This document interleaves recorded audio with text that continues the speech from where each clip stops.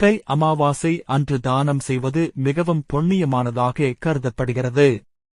பித்ருக்கள் முன்னோர்கள் ஆசியை பெறவும் கர்ம வினைகள் நீங்கவும் கீழ்க்கண்ட பொருட்களை தானமாக வழங்கலாம்.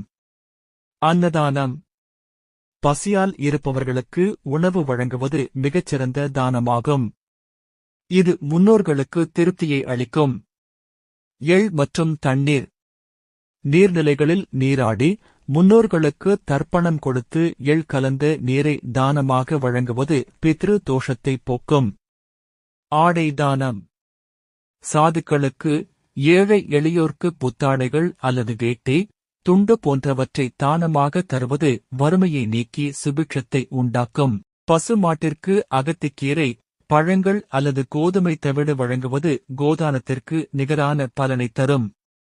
இது குடும்பத்தில் மகிழ்ச்சியை நிலைநாட்டும். குடை மற்றும் செருப்பு வெயில் மற்றும் மழையிலிருந்து தற்காத்துக் கொள்ள உதவும் பொருட்களை தானம் செய்வது நற்பலன்களை தரும். தானம் செய்பவர்கள் மனத் தூய்மையுடனும் பிரதிபலன் எதிர்பாராமலும் செய்வது முக்கியம். உங்களால் நேரடியாக திருவண்ணாமலைக்கு வந்து அன்னதானம் வஸ்திரதானம் ஸ்வர்ணதானம் செய்ய இயலவில்லை என்றால் உங்கள் சார்பாக நாங்கள் அந்த சேவையை செய்து தருகிறோம். என்றும் இறைப்பணியில் உங்கள் பாபாஜி கோபாலகிருஷ்ணன்.